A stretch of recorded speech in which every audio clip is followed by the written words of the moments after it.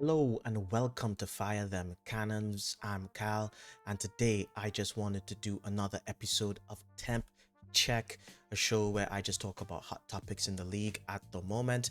And we've just had another week of Premier League football, and I think a lot has changed in the landscape of football. And now we talk about Arsenal a lot on this channel, and I don't think I need to harp on and on and on about how good it was that we beat Sunderland. Getting into some of the juicier bits of some of the other teams, City beat Liverpool at Anfield. People, this is not something I don't think anyone was predicting.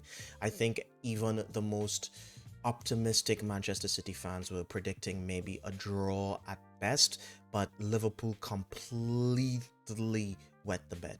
They completely just crumbled and fumbled their way at Anfield. Was not something anyone was expecting, and it's really changed the way that people is looking at things now. First of all, after Arsenal beat Sunderland, going 9 points clear, most people assumed, including myself, that we would be 9 or 8 points clear at the start of this week, and that just was not true. City will not die.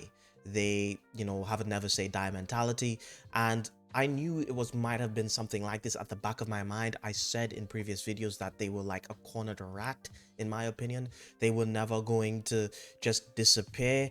And when a rat is cornered, they're the most dangerous, and they fought back and they beat Liverpool. And Liverpool, just honestly, just watching that game, they just did not have the fight. They did not have the fight. They did not have the energy that they showed when they fought us, when they played us. So it's quite bizarre, watching that game. So yeah, so City beat Liverpool 2-1. There were a lot of controversial decisions in the game, and I don't think was there anything really that controversial. I don't think that people are that there's a conspiracy against for Manchester City to win games. I thought the penalty that they got was fairly awarded.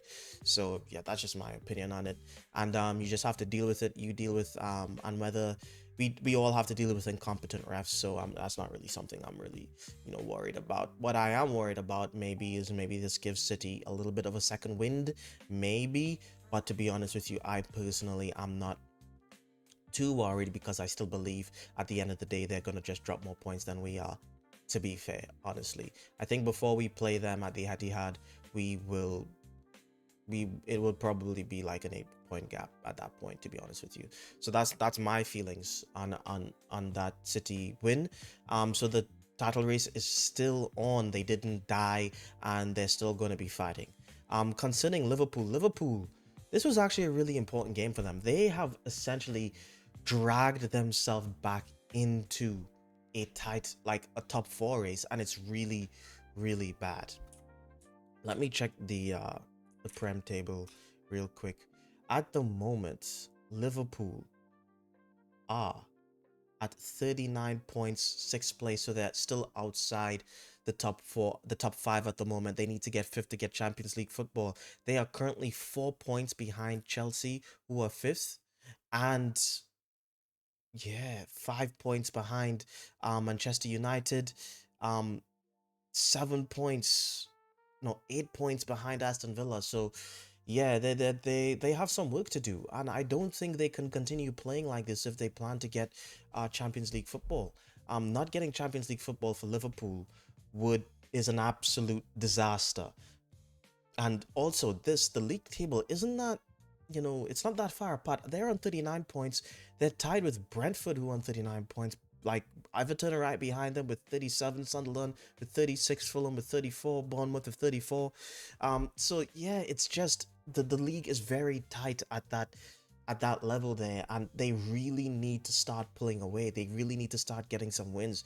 Arnie Slot, come on, like you must, like, in order to validate their spending, if they want to spend big and make some big changes in the summer, which I do think they probably just need a couple more signings to fill out that squad of theirs. If they really need Champions League football. And we saw the Liverpool roundtable, they want to keep Slot. They don't want to get rid of him. So if you're going to stick with this manager, like Like something's got to give, something's got to change because you can't not get Champions League football. It's just too much money in there. So yeah, Liverpool are in trouble in my opinion. It goes just beyond me, being a bit salty that they didn't actually take any points from Man City. They are in serious trouble if they don't make top five because Manchester United and Chelsea are actually on very good form in the league. Both Manchester United and Chelsea have 4 wins in a row in the league. They're actually, both those teams are the teams that they're gonna have to try to beat to a fifth spot because they are fourth and fifth. So they're extremely tough job for them to do. They need to start winning some games and start winning games when Manchester United and Chelsea drop points. So yeah, that's Liverpool for you. And next up, does the United Strand actually might get his haircut in their next game? We all know the United Strand. He made a vow that went viral that says he's not going to get a haircut until Manchester United get 5 wins in a row. They are on 4 wins in a row. I did not think that they would get to this point, honestly. I thought Spurs was going to be a little bit of a banana skin potentially. I still predicted them to win, but I thought there was still a chance that they were going to lose or at least draw. But Spurs, completely shit the bed. Romero red card, and it was all she wrote. They, easy gimme for Manchester United. They're playing very, very good football. And to be honest with you, let me just check their next game.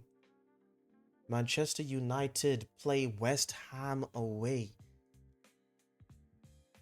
This could be it, people. This could be it. I think them beating West Ham away is on the cards. West Ham, they're in a relegation battle. I think they beat Burnley away, so they made a little bit of a buffer zone. But let's be honest, they have been one of the worst teams in the season so far. And to be honest, they also get slapped when teams go away to their grounds a lot of times this season anyway. So I think if Manchester United just play to the level that they've been playing, because they've been playing very good football since Carrick took over, they will win that game. So United Strand, he needs to live stream that haircut. We all need to see it if it happens. And yeah, maybe United has turned a corner. Who knows? Who knows? And the last thing I just wanted to talk about is Newcastle. Now, Newcastle are currently sitting 14th in the league. They've just dropped points to Brentford at home. Yeah, it's not. Was it Brentford at home or Brentford away? Let me just double check. Newcastle fixture list.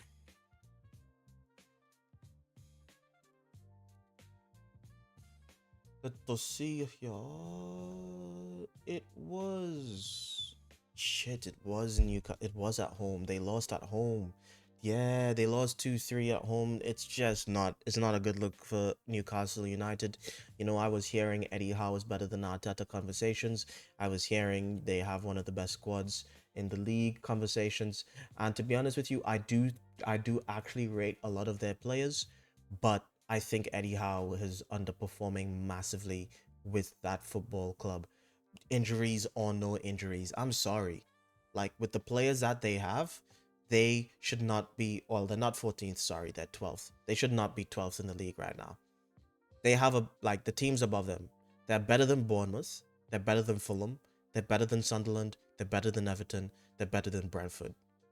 And to be honest with you, I rate their squad more than I rate Aston Villa's squad, to be honest with you. So I think something's going on here. I think something needs to change. I think if Newcastle actually wants to, elevate themselves and be a bigger club and actually start getting consistent top five, which is something that you need to be a big club, they need to get rid of Eddie Howe and maybe get someone in the summer, because there's going to be a little bit of a manager roulette after the World Cup. There's going to be a lot of managers unhappy right now. We have Luis Enrique, who's most likely probably going to leave. We have Thomas Tuchel. We have, um, Xabi Alonso, who's out of a job like still at the moment. So yeah, there's a lot of guys I think who could potentially be free. Maybe Manchester United keep Carrick if they do well, and we already know Liverpool's keeping slots. So I think even a lot of teams with managers, they might just end up keeping them. I think Liverpool, Newcastle should be dipping into that market, in my personal opinion, because right now what's happening just isn't good enough. If you continue performing like this, you're never going to be one of the big boys. And I think you guys have the financial backing to be one of the big boys. You just need to be starting to get better results so you can, avoid FFP issues. But anyway, that is enough for me. Please remember to like and subscribe if you want to see more and help us grow this community and help support the channel. Cheers. See you next time.